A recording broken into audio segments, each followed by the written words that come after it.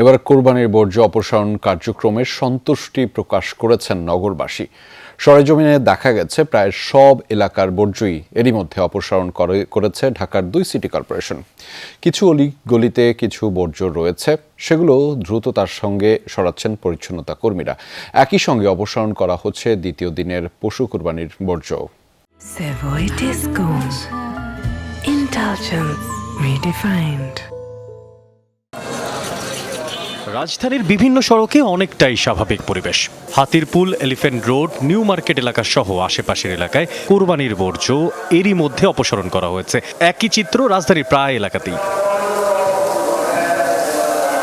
তবে কিছু অলিগলি কিংবা ভেতরের অংশে বর্জ্য পড়ে থাকতে দেখা যায়। স্থানীয়রা বলছেন এবার তুলনামূলক দ্রুত কাজ করেছে সিটি কর্পোরেশন।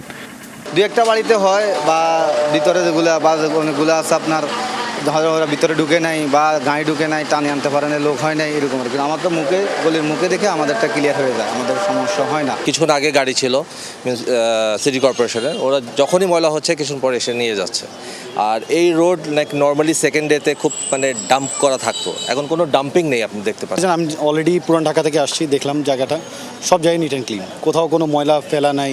সিটি কর্পোরেশন যারা কর্মীরা আছেন তারা কাজ করছেন, যথেষ্ট কষ্ট করছেন। আমরা দেখছি রাস্তাগুলোয় ময়লা আবর্জনা নাই, ভালো মতো হাঁটা যাচ্ছে, অ্যান্ড কোনো ব্যাড স্মেল নাই। অনেক পরিচ্ছন্নতা কর্মীরা বলছেন ঈদের দ্বিতীয় দিনেও অনেক এলাকায় পশু কোরবানি হয়েছে, নতুন করে সেগুলো অপসারণ করা হচ্ছে। মাঝে মাঝে যে গাড়ি দিয়া থাকে, যানজটটা থাকে, দেরি করে না, কোনো মিনিট দেরি করে এলাকা যাওয়া। আমাদের খাওয়া দাওয়া সব বাদ দিয়ে আমরা একদম মনোযোগের কাজ করতেছি। সিটি কর্পোরেশন জানিয়েছে মাঠ থেকে পরিচ্ছন্নতা কার্যক্রম তদারকি করছেন কর্মকর্তারা। যারা ডিসিপ্লিন মানে নাই, বিভিন্ন জায়গায় কিছু কিছু গাফিলতির কারণে আমরা কিছু কর্মীকে আমরা শোকজ করেছি। রাজধানীতে পুরোদমে চলছে বর্জ্য অপসারণের কাজ, কিন্তু নগরবাসীর চাওয়া শুধুমাত্র বর্জ্য অপসারণ নয়, তার পাশাপাশি পুরো বিষয়টি শেষ করতে হবে সমন্বিতভাবে এবং সতর্কভাবে। মশিউর অনিক, যমুনা নিউজ, ঢাকা।